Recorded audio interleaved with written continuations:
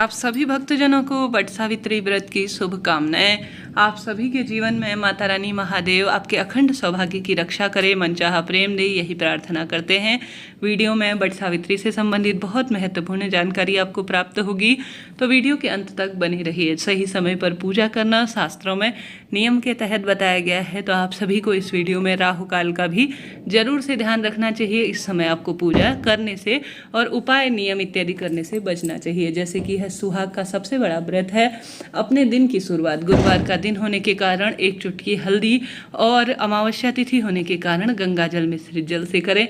प्रभु के नाम मंत्रों से अपने दिन की शुरुआत करें तो बहुत अच्छा इसका सुखद परिणाम मिलता है।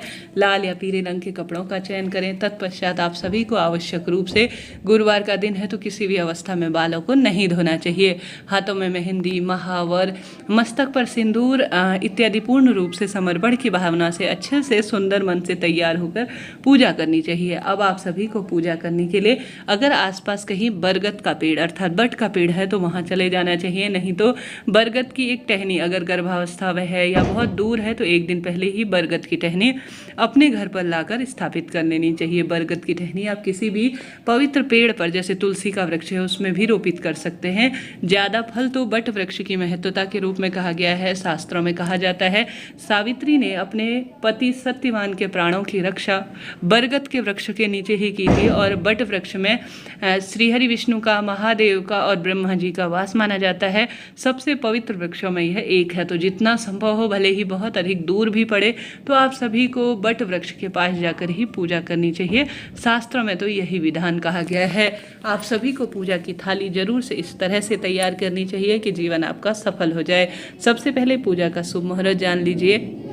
6 जून 2024 दिन गुरुवार के दिन पूजा का शुभ मुहूर्त अर्थात अभिजीत मुहूर्त 11:58 से 12:52 के आसपास रहेगा, ऐसी मान्यता है। अभिजीत मुहूर्त में पूजा करना सबसे उत्तम माना जाता है। अगर आपसे संभव हो तो इस शुभ मुहूर्त में ही पूजा करें, नहीं तो ब्रह्म मुहूर्त में कभी भी आप पूजा कर सकते हैं। परंतु राहु काल, जो कि अशुभ समय के रूप में जाना जाता है, दिन भर में एक ऐसा समय होता है जो कि राहु काल का होता है।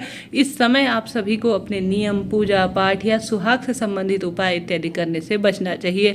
तो राहु काल का समय 2:05 से 3:46 के आसपास हो रहा है। मैंने स्क्रीन पर भी दिया हुआ है। तो आप सभी को इस दिन अपनी पूजा आराधना बड़े प्रेम पूर्वक शुभ मुहूर्त में ही करनी चाहिए। हालांकि दोपहर का दिन समय होने के कारण दोपहर 2 बजे के आसपास गर्मी चरम सीमा पर होती है, तो बहुत कम लोग ही हैं जो इस समय जो है पूजा करते हैं। तो आप सभी को इस अशुभ समय में नहीं जाना चाहिए पूजा इत्यादि के लिए।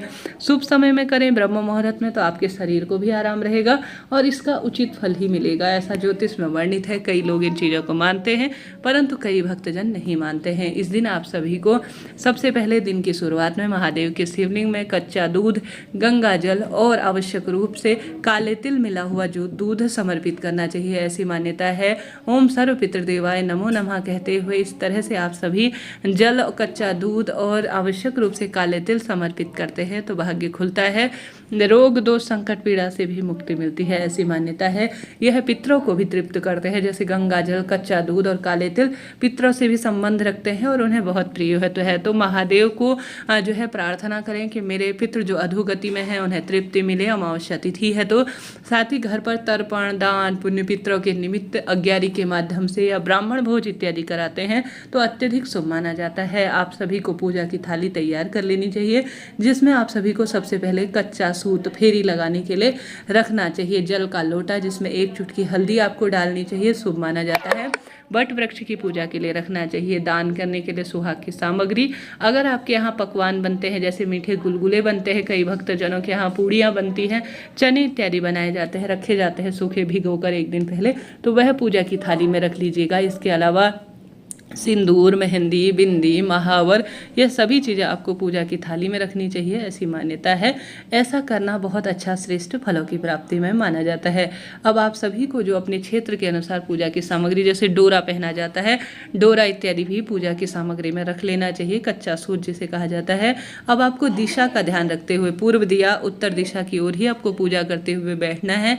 तत्पश्चात आप सभी को जो आपने जो हल्दी मिश्रित जल बट वृक्ष के नीचे नीचे समर्पण करना है वह समर्पित करें। प्रभु का स्मरण करें। सबसे पहले तो गणेश जी जल समर्पित करने के बाद आपको सबसे पहले पूजा में गणेश जी महाराज का आवाहन करना चाहिए, वही सबसे प्रथम पूजनीय माने गए हैं। तो गणेश जी महाराज का आप सभी को सबसे पहले ध्यान करना चाहिए।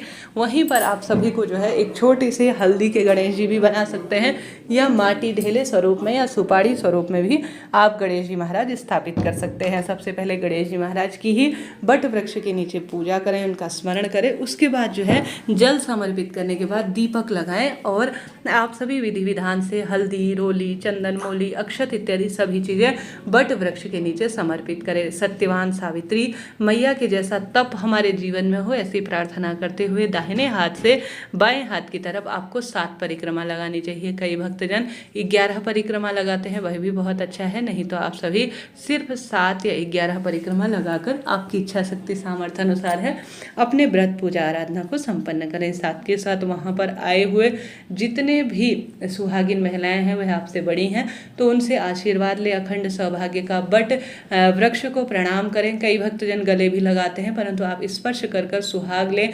बट वृक्ष में सिंदूर लगाएं, उस सिंदूर को आप भी मस्तक पर लगाएं, अत्यधिक अच्छा माना जाता है, शुभ होता है। वहाँ पर विराजमान जितनी भी सुहागिन महिलाएं हैं आपसे बड़ी हैं, तो उन्हें प्रणाम कर कर सुहाग की सामग्री भले ही एक बिंदी ही दान में दे, एक सिंदूर का कोई भी वस्तु दान में दे, परंतु आपको दान में देना जरूर है।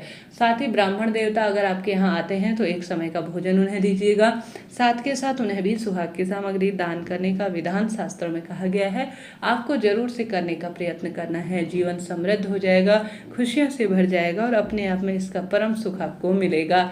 यह दिन कोई साधारण दिन नहीं है, एक तरह से यह चमत्कारी दिन माना जाता है। बट सावित्री व्रत अपने आप में अद्भुत है। शाम के समय जब आप घर आ जाएं, जब शाम का समय हो, तो दक्षिण दिशा की ओर ओम सर्व पितृदेवाय नमो नमः कहते हुए या तो घर के दरवाजे में या पीपल देवता के सामने या घर की रसोई में आपको लंबी बत्ती का प्रयोग करना चाहिए। ऐसी मान्यता है, इससे पितृ देवता बहुत अधिक प्रसन्न होते हैं और खुशियाँ जीवन में भर देते हैं। तो आप अपने पितरों के नाम से दान पुण्य पीपल पूजा कर सकते हैं। पितरों के निमित्त गौ माता को भोजन करा सकते हैं, स्वान को भोजन करा सकते हैं, ब्राह्मण देवता को भोजन करा सकते हैं और दीपक जरूर से लगाएं। इस दिन किया गया अन्नदान, जलदान, वस्त्र दान, सुहाग की सामग्रियों का दान अपने आप में अद्भुत फलों की प्राप्ति देता है और खुशियों से परिवार की झोली भर देता है। तो आपको कोशिश करना है जीवन में हर सुख प्राप्त करने के लिए इन सरल से कार्यों को जरूर से करें। भूल चूक के लिए भगवान जी से क्षमा प्रार्थी होते हुए शाम के समय आप सभी जो आपके यहाँ प्रसाद बनता है उसको सबसे पहले